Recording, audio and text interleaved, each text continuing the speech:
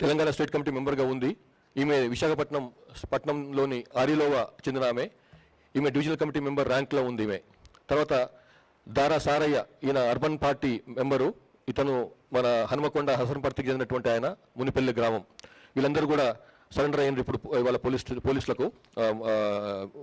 తర్వాత వీళ్ళు సరెండర్ కావటమే కాకుండా వీళ్ళతో పాటుగా పెద్ద ఎత్తున అధునాతనమైన ఆయుధాలను కూడా తీసుకొచ్చిండ్రు. ఇందులో 2 LMGs ఉన్నాయి. అందులోతో పాటుగా 10 మ్యాగజైన్స్, 22 అమ్యునిషన్స్ ఉన్నాయి.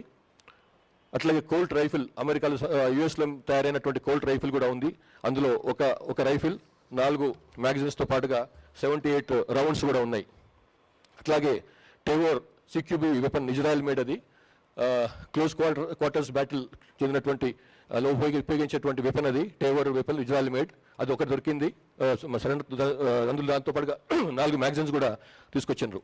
అట్లాగే 8 AK-47s, 27 మ్యాగజైన్స్, 738 రౌండ్స్తో పాటుగా 8 AK-47 వెపన్స్ కూడా దొరికినాయి. ఇది ఇంత పెద్ద ఎత్తున దొరకడం చాలా తక్కువ, చాలా అరుదు. 8 AK-47s లభించినాయి, వీళ్ళతో పాటుగా వచ్చినాయి. ఇన్సాస్ వెపన్స్ 10, అందులో 28 మ్యాగజైన్స్, 701 రౌండ్స్. అట్లాగే SLR 8 weapons, 20 magazines and 509 rounds. ఇవి కాకుండా బ్యారెల్ గ్రెనేడ్ లాంచర్ 4, వాటితో పాటుగా 26 రౌండ్స్ కూడా, plus single shots 11 weapons with 74 magazine, grenades 2, air గన్లు 1, .303 రౌండ్స్ మాత్రమే 39. తర్వాత హెలికాప్టర్కు ఉపయోగించేటువంటి హెలికాప్టర్ను కూలించేందుకని చెప్పి ఉపయోగించేటువంటి అమ్యునిషన్ 19 కూడా దొరికింది. ఈ విధంగా మొత్తం 48 వెపన్స్, 48 వెపన్లు, ఆయుధాలు, 93 మ్యాగజైన్స్, ప్లస్ 2206 అమ్యునిషన్ రౌండ్స్ కూడా లభించినాయి. తీసుకొచ్చి సరెండర్ చేసిన వాళ్ళు. మొత్తం క్యాష్ దొరికింది, సరెండర్ అయింది 20,30,000. ఈ విధంగా ఒక రకంగా చెప్పాలంటే ఒక పెద్ద దెబ్బ ఇది. సిపిఐ మావోయిస్టు వాళ్ళ యొక్క PLGA బెటాలియనే కొలాప్స్ అయిపోయింది ఈ దెబ్బకి. ఇంకా అందులో ఉన్న వాళ్ళు మొత్తం PLGA బెటాలియన్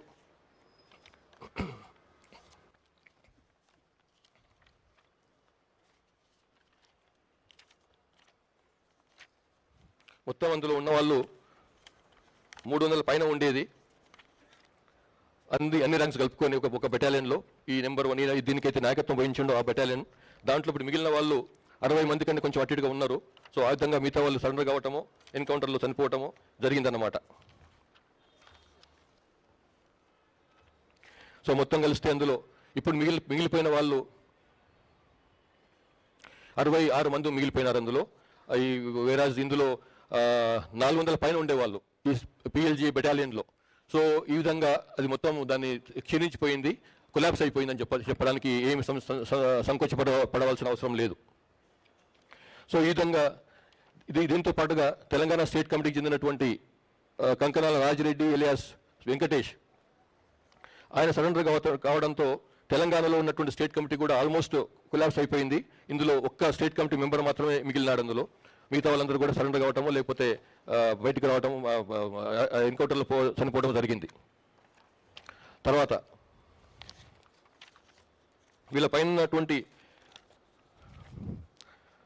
వీళ్ళు బయటికి రావడానికి మెయిన్ కారణం చెప్పడం ఏంటంటే 21 అక్టోబర్ 2025 నాడు పోలీసు అమరవీరుల స్మృతి దినం సందర్భంగా గౌరవ తెలంగాణ ముఖ్యమంత్రి రేవంత్ రెడ్డి గారు ఇచ్చినటువంటి పిలుపును అందుకొని తెలంగాణలో వీళ్ళు ఆత్మసమర్పణ చేసుకున్నారు. ఇందులో తెలంగాణలో జరుగుతున్నటువంటి వెల్ఫేర్ యాక్టివిటీస్, డెవలప్మెంటల్ యాక్టివిటీస్లో పార్టిసిపేట్ చేసేందుకని చెప్పి, అందులో భాగస్వాములు కావడానికని చెప్పి కొంత తెలంగాణ వాళ్ళు వస్తే ఈ ఉద్యమం ఇంకా మొత్తం కూలిపోతున్నది. ఇందులో ఉండి లాభం లేదు. ఇందులో విపరీతమైనటువంటి అంతర్గత కలహాలు చాలా ఎక్కువైపోయినాయి. తర్వాత ఈ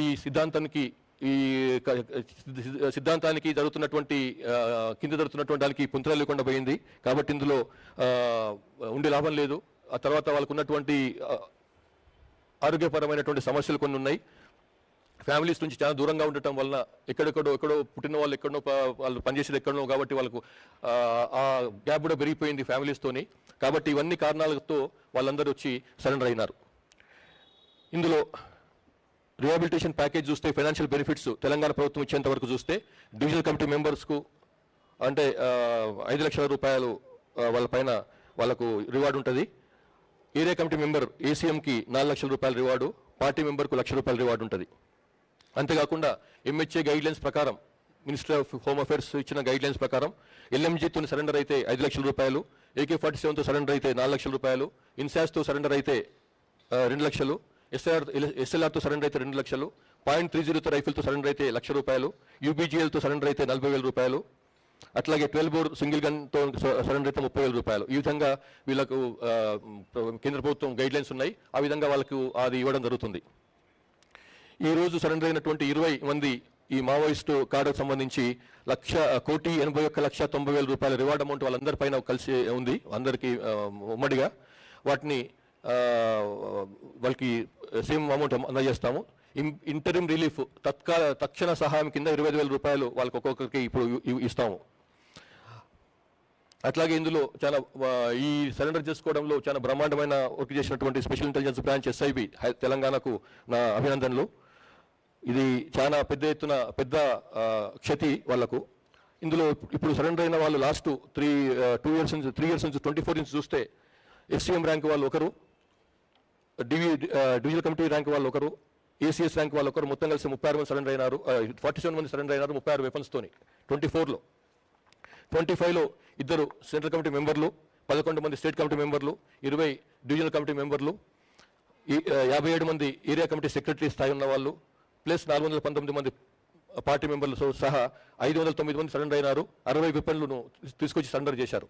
అట్లానే ఈ సంవత్సరం ఫస్ట్ 3 డేస్లో 2 SCMలు, 3 డివిజనల్ కమిటీ సెక్రటరీలు, 7 ACSలు, 8 మంది పార్టీ మెంబర్లు, మొత్తం కలిస్తే 20 మంది సరెండర్ అయినారు.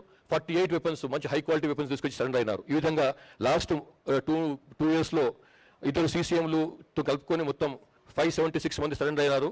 144 వెపన్స్, 144 ఆయుధాలు తీసుకొచ్చి సరెండర్ అయినారు. ఇంకా ముఖ్యమైన విషయం ఏమిటంటే వీళ్ళు సరెండర్ అయిన వాళ్ళు చెప్తున్న విషయం, ఇంతకుముందు సరెండర్ అయిన CC కమిటీ మెంబర్లు కానీ SC కమిటీ తెలంగాణకు చెందినటువంటి వాళ్ళు కానీ చెప్పే ప్రకారం ఏంటంటే తెలంగాణ నుంచి మనం ఇప్పటికీ 52 మంది ఉన్నారని అనుకుంటున్నాము. అది కానీ వీళ్ళు చెప్పే ప్రకారం అయితే అది కరెక్ట్ కాదు.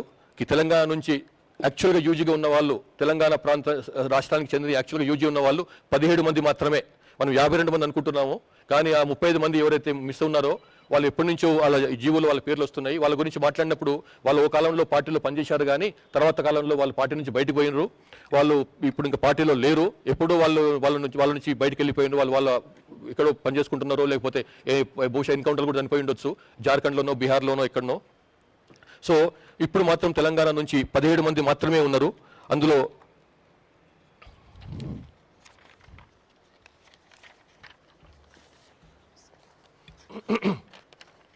ఉన్న 17 మందిలో ఒక్కసారి వాళ్ళ ఇది కాదు, అందులో ఉన్న వాళ్ళలో 4 సెంట్రల్ కమిటీ మెంబర్స్ ఉన్నారు, 5 స్టేట్ కమిటీ మెంబర్స్ ఉన్నారు, 3 డివిజనల్ కమిటీ సెక్రటరీ లేక మెంబర్ స్థాయి వాళ్ళు 3 ఉన్నారు, area committee secretary area committee member స్థాయి వాళ్ళు 4 ఉన్నారు, పార్టీ మెంబర్ ఒకరు. మొత్తం కలిస్తే 17 మంది మాత్రమే తెలంగాణ నుంచి మిగిలినరు. ఇది చాలా కీలకమైనటువంటి సమాచారం మనకు లభించింది ఈ లాస్ట్ ఫ్యూ డేస్ నుంచి జరుగుతున్నటువంటి సరెండర్స్ కారణంగా. తర్వాత మళ్ళొకసారి మా పోలీస్ డిపార్ట్మెంట్ తరఫు నుంచి అప్పీల్ ఏమిటంటే, అది ఇంకా సమయం మించిపోయింది మిత్రులారా, మించిపోతుంది కాబట్టి బయటికి రాండ్రి. ఇంకా మిగిలిన వాళ్ళు కూడా బెటాలియన్ 400 మంది పైగా ఉన్న బెటాలియన్ 60 మంది కాడికి వచ్చింది. ఇప్పుడు అందులో నాయకత్వం వహించిన వాళ్ళే సరెండర్ అయినప్పుడు ఇంకా మీరు అందులో ఉండి లాభం లేదు. అది తెలంగాణ వాళ్ళు కావచ్చు, ఛత్తీస్గఢ్ వాళ్ళు కావచ్చు, బయట వాళ్ళు కావచ్చు, దయచేసి బయటికి రాండ్రి. మీకు ఏ రకమైనటువంటి సహకారం ఉండాలనో ప్రభుత్వాల తరఫు నుంచి, పోలీసుల తరఫు నుంచి తప్పకుండా లభిస్తుంది.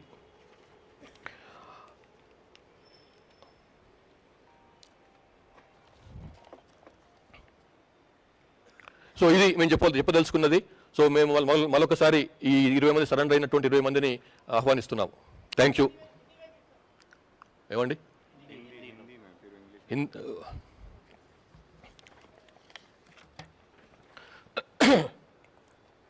आज तेलंगाना राज्य के गवर्नमेंट के सामने 20 माओवादी नक्सलाइट्स आत्मसमर्पण किए हैं।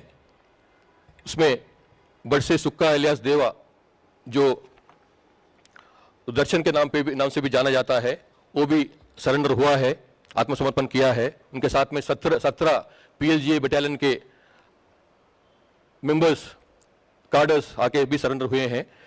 ये बड़से देवा जो है 2003 से 2003 से पार्टी में है, सीपीएमएल पीडब्ल्यू में शामिल हुआ है। उसके साथ में इनको मिलिट्री एक्सपर्ट जाना जाता है। मिलिट्री एक्सपर्टीज बहुत अच्छा उनका मिलिट्री स्ट्रैटेजीज और प्रोक्योरमेंट ऑफ एक्सप्लोजिव्स में उनका नाम जाना जाता है। और ये 2023 में पीएलजी बटालियन का कमांडर बने थे। उनके साथ में जो हिडमा जो है, उनके सेम गांव के पुवर्ती गांव के हैं दोनों। उनसे 3-4 साल पहले हिडमा पीडब्ल्यू में शामिल हुआ था। उसके बाद में 3-4 साल के बाद में हिडमा के शामिल होने के 3-4 साल के बाद में ये बरसे सुक्का भी पीएलजी सीपीआई माओइस्ट में सीपीआई पीडब्ल्यू में पहले आया था, उसके बाद में सीपीआई माओइस्ट बना था वो। ये जो है ट्राइबल्स ऑफ दी छत्तीसगढ़ में हिडमा के बाद में सुक्का का बहुत बड़ा नाम है। और सुक्का सरेंडर होने के बाद उसके साथ साथ पीएलजीए का कोलैप्स भी हो गया है। हम मानते हैं अब पीएलजीए का कुछ बचा नहीं। जो एक ज़माने में 400 से ज़्यादा पीएलजीए बटालियन में काम करते थे, अभी उनका 60 तक घट गया उनका संख्या। हम लोग ये अपील करते हैं कि बाकी लोग भी जल्द से जल्द बाहर आ जाए और गवर्नमेंट के सामने आत्मसमर्पण कर लें। और जो उनके साथ में जो वेपन्स जो सरेंडर के साथ में लाए हैं, वो वेपन्स में बहुत बढ़िया वेपन्स हैं, जो हाईली सोफिस्टिकेटेड वेपन्स है। जो एलएमजीस 2 वेपन्स हैं, कोल्ट राइफल यूएस मेड 1 है, टेवर सीक्यूबी वेपन इजराइल मेड 1 है, AK-47 8, INSAS 10, SLR 8, BGL barrel grenade launchers 4, single shots weapons 11, grenades 2, air gun 1। और हेलीकॉप्टर को गिराने के लिए भी एक लोग अपने टेक्निकल टीम, जो सीपीआई माओवादियों की टेक्निकल टीम भी कोशिश करी थी। हेलीकॉप्टर शॉट्स के लिए वो अपने एमुनिशन बनाए थे, उसमें 19 एमुनिशन के साथ में भी ये लोग बाहर आए हैं। और उनके साथ में 20 लाख तक 30,000 नेट कैश भी बाहर साथ में लाए हैं। और हम ये भी हमको अपील करते हैं कि बाकी लोग भी जल्द से जल्द बाहर आ जाए और सरेंडर हो जाए। और उनमें जो है अभी जो 20 यूजी कार्डर्स जो सरेंडर हुए हैं, उनके 1,81,90,000 उनके ऊपर जो रिवार्ड अमाउंट है वो उनको दिया जाएगा। साथ साथ में इंटरिम रिलीफ के लिए, तत्काल उनके रिलीफ के लिए 25,000 कैश भी दिया जाएगा अभी। और साथ में ये 1800 लोगों के साथ में तेलंगाना स्टेट कमेटी के वरिष्ठ नेता कंकराला राजरेड्डी भी सरेंडर हुआ है। इलिया वेंकटेश के नाम से जाना जाता है। ये अपने वाइफ के साथ आके सरेंडर हुआ है। ये अडलूरी ईश्वरी, ये विशाखापट्टनम की रहने वाली है, आंध्र प्रदेश की। उनकी वाइफ वो भी बाहर आके सरेंडर हुई है। तो 20 लोग तेलंगाना स्टेट कमेटी और पीएलजे के कार्डर्स आके आत्मसमर्पण किए हैं। Thank you. ఆయన మాకు తెలుగు రాదు, తర్వాత మాట్లాడదాం. ఇప్పుడు మాకు తొందర ఉన్నది. Yes come.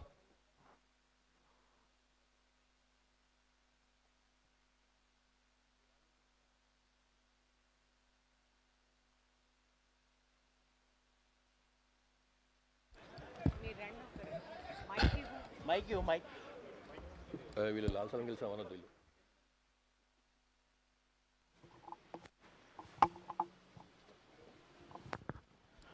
ఈ కంకనాల రాజిరెడ్డి ఎలియాస్ వెంకటేష్ మాట్లాడతాడట. మాట్లాడు.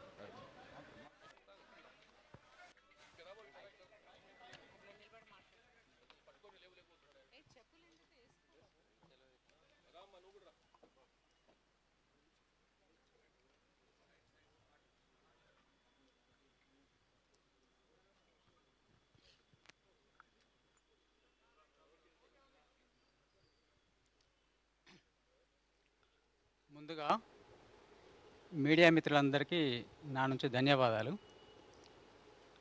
ఇక్కడ తెలంగాణ ప్రభుత్వం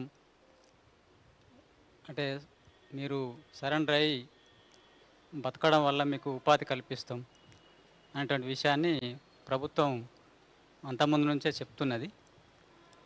దాని నుంచి మేము కూడా ఇప్పుడున్న పరిస్థితి లోపల ఈ సాయుధ పోరాటం అనేటువంటిది పనిచేయడం అనేటువంటిది కష్టం, జరగదు. ఇప్పుడు ఆధునిక టెక్నాలజీ తర్వాత కమ్యూనికేషను పెరిగినటువంటి ఈ పరిస్థితులలో సాయుధ పోరాటం అనేటువంటిది నడవదు ఇప్పుడు. అందుకోసం ఇక్కడ ఉన్నటువంటి ఇప్పుడు ఉన్నవాళ్ళైనా తెలంగాణలో పనిచేసే వాళ్ళు, తెలంగాణ క్యాడర్స్ కూడా వచ్చి వాళ్ళు మాలాగే లొంగిపోయి వాళ్ళు బతకడానికి అవకాశం కల్పిస్తే గవర్నమెంట్ కల్పిస్తున్నా అని చేస్తున్నది. అట్లా చేస్తే మంచిది. తర్వాత ఇక్కడున్న ప్రభుత్వానికి, పోలీసులకు మా నుండి ధన్యవాదాలు తెలుపుతున్నాం. రాజిరెడ్డి గారు ఇప్పుడు దేవిజీ మీ దగ్గరే ఉన్నాడు. ఎందుకంటే దేవిజీ మీ దగ్గర ఉన్నది ఒక స్టేట్మెంట్ వచ్చింది, కానీ చూస్తేనే మాత్రం కొంత కన్ఫ్యూజన్ ఉంది. దేవిజీ ఉన్నాడా లేడా మీ దగ్గర? మా దగ్గర అయితే మేమైతే చాలా కాలం నుంచి విడిపోయి ఉన్నా. నేను అనారోగ్య సమస్య నుంచి దూరంగా ఉన్నా. తర్వాత నేను అనారోగ్య సమస్య నుంచి లొంగిపోతున్నా. ఆయన పరిస్థితి నాకు పూర్తిగా తెలియదు. ముందుగా